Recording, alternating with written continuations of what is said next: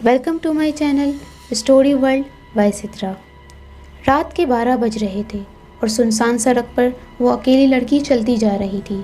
अनजाने रास्ते पे वो अकेली जा रही थी। काली रात, हर जगह धुंध नज़र आ रही थी। दूर किसी दरख्त से उल्लू की आवाज़ आ रही थी। 2 घंटे पहले वो यहाँ अपने दोस्तों के साथ पहाड़ी इलाके आई थी। ये फार्म हाउस अली का था। अली, उरूज, हमना और अवेस चारों यहाँ घूमने आए थे।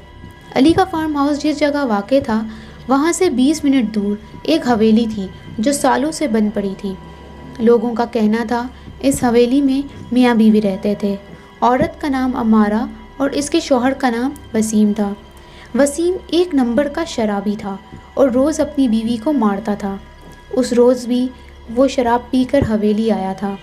उसने अपनी बीवी को बहुत मारा था। उसकी चीखें आज भी उस हवेली के कोनों में सुनाई देती हैं। वसीम के इतने तशद्दुद करने के बायस अम्मारा की जान चली गई और वो अम्मारा की लाश वहीं दफना कर रातों रात वहाँ से निकल गया था। वसीम का तो पता नहीं चला, लेकिन अम्मारा की लाश उस हवेली से आज तक ना मिल सकी।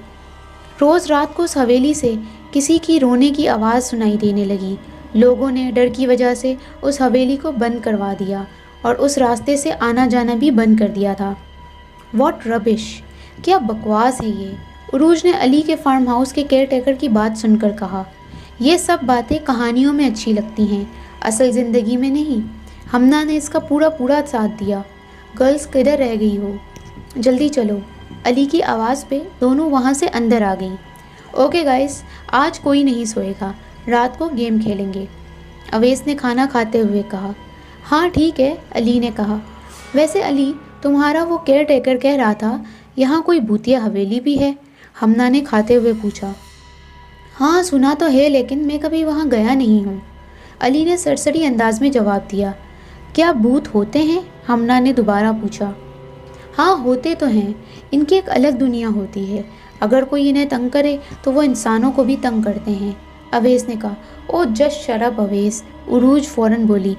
यार सच कह रहा हूँ, दादी जान बताती हैं हमें, अवेस ने दोबारा कहा।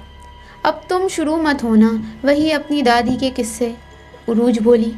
बस कर दो तुम दोनों, क्यों बहस कर रहे हो, अली ने चिढ़कर कहा।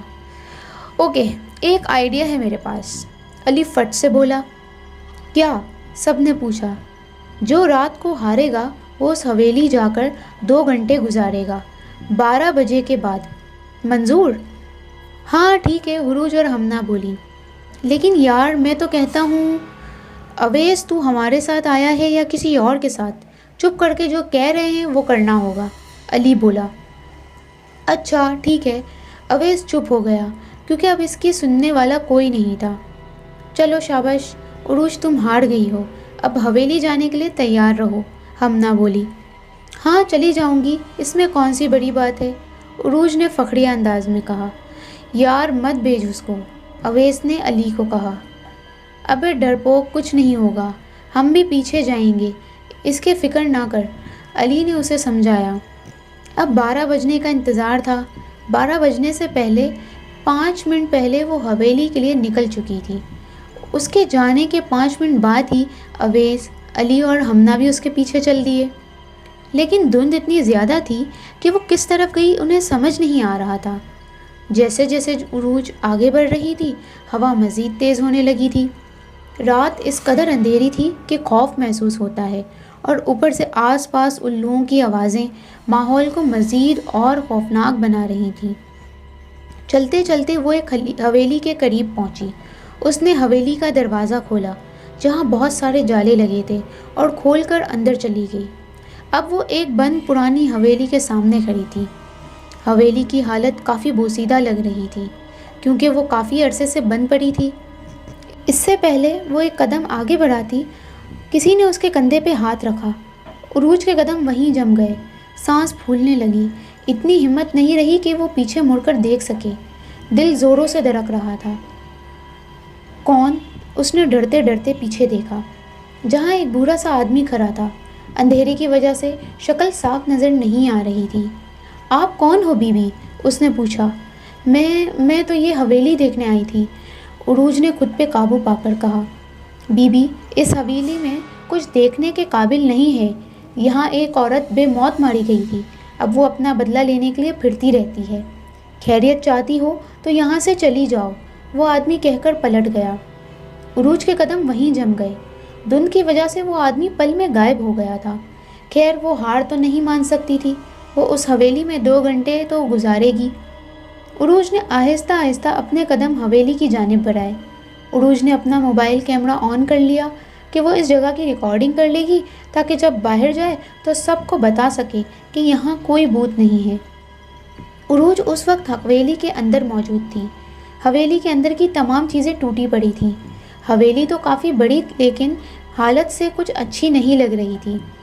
آہستہ آہستہ قدم اٹھاتے وہ حویلی کا جائزہ لے رہی تھی۔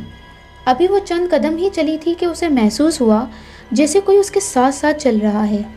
ہلکے قدموں کی آہٹ اسے محسوس ہو رہی تھی۔ جیسے ہی اس نے قدم روکا وہ آہٹ بھی بند ہو گئی۔ عروج کو لگا جیسے اس کا وہم ہو۔ اس سے پہلے وہ قدم آگے اٹھاتی کوئی چیز آ کر اس کے ہاتھ سے ٹکرائی اور اس کے ہاتھ میں پکڑا موبائل نیچے جا گرا۔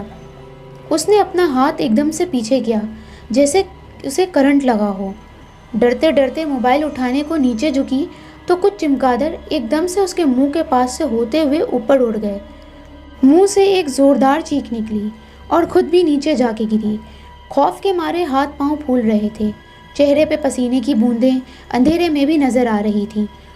اوئے وہ دیکھ، وہ جا رہی ہے عروج، علی نے دور سے اشارہ کیا۔ اویس، علی اور ہمنا جو کب سے اسے ڈھونڈ رہے تھے آخرکار اس کی جھلک نظر آ ہی گئی تھی۔ ہاں ہاں چلو اب پھر سے غائب نہ ہو جائے، ہمنا نے کہا اور تینوں نے تیز تیز قدم اٹھائے اور اس کے پیچھے چل دیے۔ عروج نے ہمت اکٹھی کی اور دوبارہ اٹھ کر موبائل ڈھونڈنے کی کوشش کی۔ تھوڑی جدوجہد کے بعد کوئی چیز اس کے ہاتھ میں آ گئی۔ اس نے اوپر کر کے دیکھا تو اس کے ہاتھ میں کسی کا کٹا ہوا سر تھا۔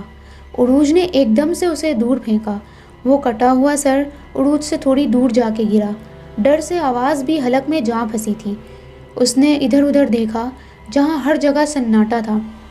اسے رہ رہ کر پچھتاوا ہو رہا تھا کہ وہ یہاں کیوں آ گئی ہے۔ اب طرح طرح کی آوازیں اسے سنائی دینے لگیں۔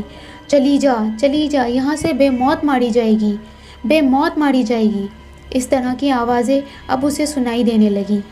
اس نے ڈر سے کانوں پہ ہاتھ رکھ لیے، لیکن آوازیں تھیں بند ہونے کا نام نہیں لے رہی تھیں۔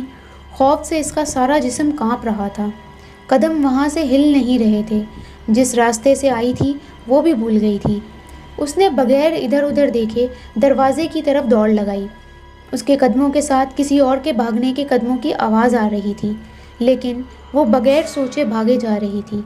لیکن وہ حویلی ختم ہونے کا نام ہی نہیں لے رہی تھی۔ کسی زوردار چیز سے ٹکرائی اور وہ نیچے جا کر گری، لیکن اس بار اس نے نیچے نہیں دیکھا اور نہ پیچھے۔ اٹھ کے وہ کسی طرح دروازے تک آئی تھی اور دروازہ کھول کے باہر نکلی تھی۔ کوہنی سے خون نکل رہا تھا۔ 3 بار گرنے کی وجہ سے اسے چوٹ آئی تھی، لیکن وہ حویلی حدود پار کر کے بس بھاگے جا رہی تھی۔ اسے کچھ ہوش نہیں آ رہی تھی۔ آہستہ آہستہ اس کی آنکھوں کے آگے اندھیرا چھانے لگا۔ جب آنکھ کھلی تو وہ اس وقت اپنے گھر موجود تھی۔ پچھلے 2 دن وہ بے ہوش رہی تھی۔ ہمنا، اویس اور علی بھی کسی انجانی لڑکی کا پیچھا کرتے کرتے اپنے ہی فارم ہاؤس کے گرد گھوم رہے تھے۔ اس دن کے بعد سے عروج نے یہ کبھی نہیں کہا کہ بھوت نہیں ہوتے۔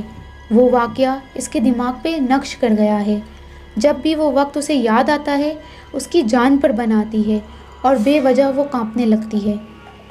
اگر آپ کو یہ سٹوری پسند آئی ہو تو ویڈیو کو لائک کریں، چینل کو سبسکرائب کریں اور شیئر کریں۔ آپ کے قیمتی وقت کا بے حد شکریہ۔